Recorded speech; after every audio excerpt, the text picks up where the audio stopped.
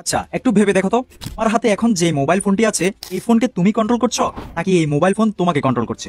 সকালে ঘুম থেকে ওঠার পর সর্বপ্রথম তোমার হাতে কোন জিনিসটি থাকে? তোমার ফোন।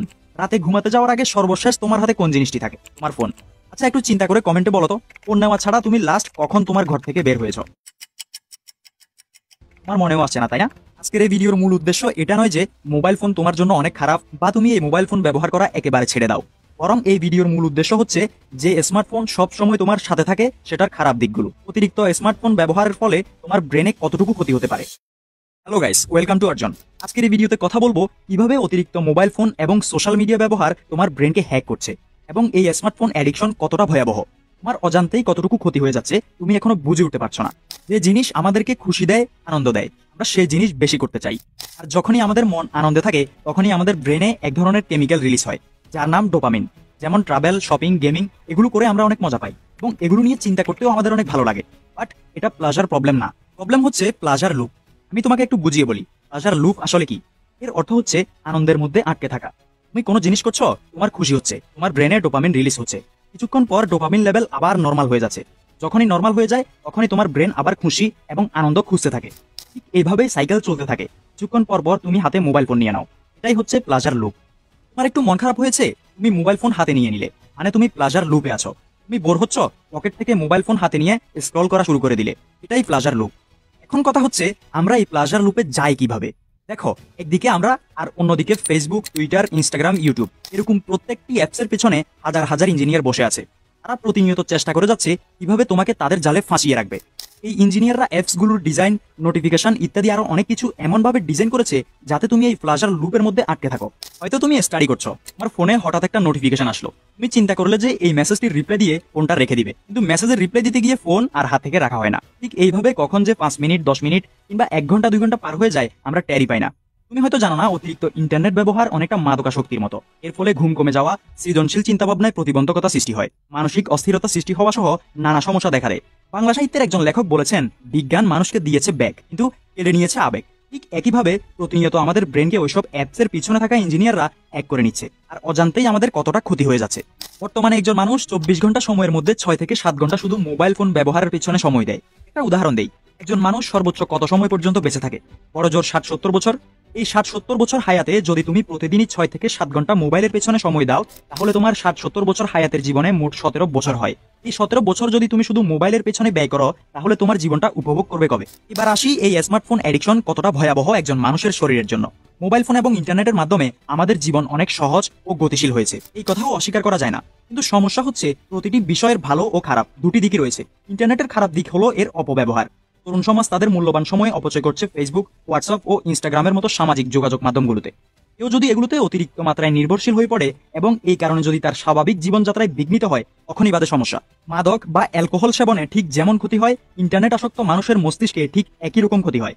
গবেষণা করার পর বিজ্ঞানীরা বলেছেন, অতিরিক্ত ইন্টারনেট আসক্ত থাকার ফলে ব্রেনের ধূসর এলাকায় ক্ষয় হতে থাকে। তার চেয়েও যারা বেশি ইন্টারনেট ব্যবহার করে তাদের ব্রেনের ওই অংশ আরো দ্রুত ক্ষয় হতে থাকে। এর ফলে তাদের কোনো কাজে মনোযোগ আসে না, স্মরণ শক্তি কমে যায়, এমনকি তারা কোনো একটা সিদ্ধান্ত নিতে দ্বিধাদ্বন্দ্বের মধ্যে পড়ে যায়, জীবনের লক্ষ্য নির্ধারণ করতে পারে না, আচরণে দেখা দেয় অসংলগ্নতা। বিজ্ঞানীরা একটি গবেষণার জন্য ইউনিভার্সিটিতে পড়া 18 জন ছাত্রকে নেয়, মানে 6 দিনের জন্য প্রতিদিন অনলাইনে 8 থেকে 13 ঘন্টা গেমস খেলতে দেওয়া হয়। এরপর তাদের এমআরআই ব্রেন স্ক্যান করে গবেষকরা। আবার দিনে 2 ঘন্টারও কম ইন্টারনেট ব্যবহার করা আরেকটি 18 জনের দলকেও এমআরআই করে। তখন দুই গ্রুপের ব্রেন স্ক্যানের রিপোর্ট তুলনা করে দেখা যায়, যারা বেশি সময় ইন্টারনেট ব্যবহার করেছে তাদের ব্রেনের ধূসর অংশে ভাঁজ পড়েছে। আমাদের ব্রেনের ওই ধূসর অংশের স্মৃতিশক্তি, আবেগ, কথা বলা, দেখা, শোনা ও সারা দেহের কাজকে কন্ট্রোল করে। এর উপর ভিত্তি করে বিজ্ঞানীরা বলেছে, যারা যত বেশি ইন্টারনেট আসক্ত হবে তাদের ব্রেনের ধূসর অংশ অর্থাৎ গ্রে ম্যাটার তত বেশি ঝুঁকির মুখে পড়বে। তাই আমি বলবো, দিনে সর্বোচ্চ 2 থেকে 3 ঘন্টা ইন্টারনেট ব্যবহার করো, এর বেশি ভুলেও না। তুমি দিনে কয় ঘন্টা মোবাইল ফোন ইউজ করো অবশ্যই কমেন্ট করে জানাও। এখন আমরা কিভাবে এই ধ্বংসের দুনিয়া থেকে বেরিয়ে আসবো, কিভাবে আমরা আমাদের মনকে কন্ট্রোল করে এই খারাপ অ্যাডিকশন থেকে দূরে থাকবো, আমি টোটাল 5টি পয়েন্ট বলবো এবং 5 নাম্বার পয়েন্টে অনেক গুরুত্বপূর্ণ কয়েকটি সেটিংস বলে দিব। Number 1, don't charge your phone near your bed. রাতে ঘুমাতে যাওয়ার আগে হয়তো তুমি তোমার ফোন তোমার পাশেই বেডের উপর চার্জে লাগিয়ে ঘুমাতে যাও। তুমি হয়তো চোখ বন্ধ করে ফেলেছো, লাইট অফ করে দিয়েছো, কিন্তু 10 মিনিট পর মোবাইল ফোন তোমার হাতে থাকে। তুমি হয়তো ফেসবুকে রিলস দেখো। আরে ভাই, অ্যাটলিস্ট রাতে তুমি তোমার ফোন তোমার থেকে যতটা সম্ভব দূরে রাখো, ঘুমটাও ভালো হবে, তোমার শরীর স্বাস্থ্যও ভালো থাকবে। Number 2, practice reading book. এই পৃথিবীতে অসংখ্য বই ও ম্যাগাজিন আছে। বই তোমার মনোসংযোগ বাড়ানোর পাশাপাশি ইন্টারনেট অ্যাডিকশন কমাতেও প্রচুর সাহায্য করবে। যদি বইয়ের নেশা একবার করে ফেলতে পারো তাহলে তোমার জ্ঞান তো বাড়বেই, পাশাপাশি তুমি একজন সফল মানুষেও পরিণত হবে। Number 3, stop using mobile for one day a week. হ্যাঁ বন্ধুরা, সপ্তাহে একদিন মোবাইল ফোন ব্যবহার করা বন্ধ রাখো।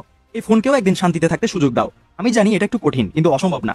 এটা করতে পারলে তুমি এই ফোন অ্যাডিকশন থেকে তো মুক্তি পাবে, পাশাপাশি তোমার নিজের মধ্যে একটা কনফিডেন্স চলে আসবে। তুমি চিন্তা করবে যে আমি যদি এটা করতে পারি তাহলে আমি সবকিছুই করতে পারবো। Number 4, spend time with nature. সারাদিনে কয়েক ঘন্টা সময় প্রকৃতির সাথে কাটাও। প্রকৃতির সাথে মানুষের সম্পর্ক আদিমকাল থেকেই। 1 ঘন্টা খানেক কোনো পার্কে বা সবুজ ময়দান থেকে ঘুরে আসো, কিংবা তোমার কোনো সঙ্গীকে নিয়ে লং ড্রাইভেও যেতে পারো। এতে কিছুটা সময় হলেও তুমি এই মরণভেদী নেশা থেকে দূরে থাকতে পারবে। Number 5, change your phone setting. এটা অনেক গুরুত্বপূর্ণ এই অ্যাডিকশন থেকে মুক্তি পাওয়ার জন্য। তোমার ফোনের 5টি সেটিং চেঞ্জ করতে হবে।